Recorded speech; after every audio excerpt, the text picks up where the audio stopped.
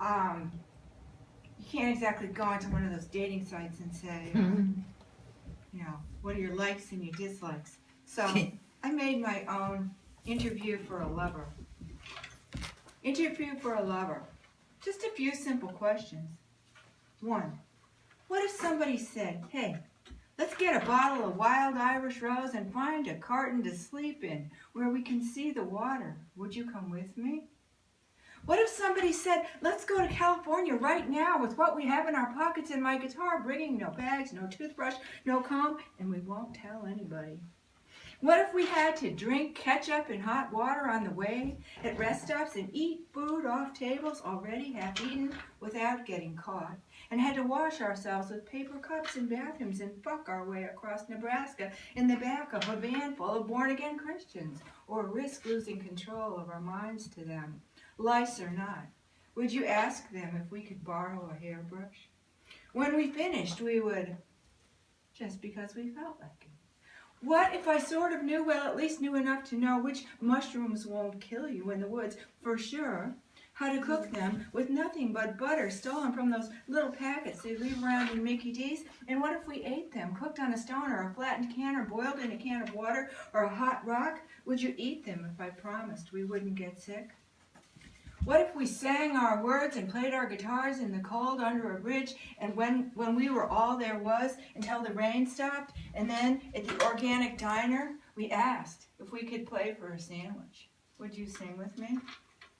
What if you were 10 or 15 and I was being arraigned at the New York City courthouse downtown after being dragged bleeding and barefoot through the tombs with whole clumps of my hair torn out, and I wasn't sorry, and I wasn't coming back in 2 weeks, and I was leaving right now, and they would just have to shoot me in the back to stop me? Would you jump that barrier just to hold me? What if I made it all the way to that gate, that little wooden playpen exit in the court before they grabbed me? And more hair fell to the floor, and I bled all the way back to the holding cell. What if some lady in the gallery bailed me out, and Charles the Vietnam vet was standing there with me on the steps, bailed out too? And when I saw the pictures in his wallet of a kid and a woman by the tree somewhere else far from here, where he was never, ever going to be welcomed, and I cried in shame, would you really jump that gate with me? Would you kiss those bloody tears? And what about it that night when I balked in bed with Charles, when he went off into some jungle in his head like a frag grenade about all the nothing he said I knew, and about how stupid my frilly underpants were, and I knew he was right, and I cried again and never wore underwear after that for almost 30 years? Would you be ashamed if I was naked beneath my skirt? What about if every night after work, alone, I was in the park panhandling, not for fun or drugs, but because I was hungry and my job didn't even pay 40 hours worth of it a week for even 1 month's rent for my room? So when the 2 guys picked me up on St. Mark's and threw me over their shoulders and took me down to a barricade apartment on 5th between B and C with the junkies kicking at the door and the garbage in one room, floor to ceiling, and the rats, always just waiting for their chance, and the hole in the burned mattress in the back room seemed so easily avoided for the 3 of us if we stuffed something into it like our clothes.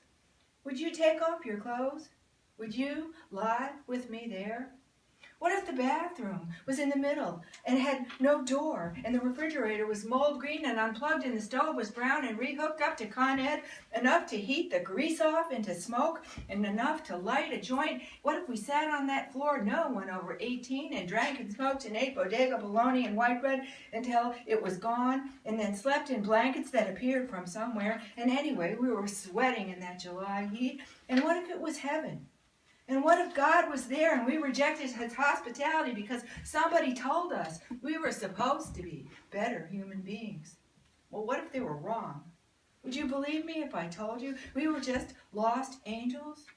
What if every night in my dreams I still stand outside that door, that very same place, with the 2x4s bracing, and I bang, bang, bang on it, crying, pleading, please, please, let me back in and let me back in into my, and I wake up in my clean, bled, bleeding hands gone, all safe and secure, and weep until my tears fill that bathtub in the middle of heaven's kitchen. Then, what if I removed your clothes and bathed you in that warm, salty pain? Then, could you finally feel me?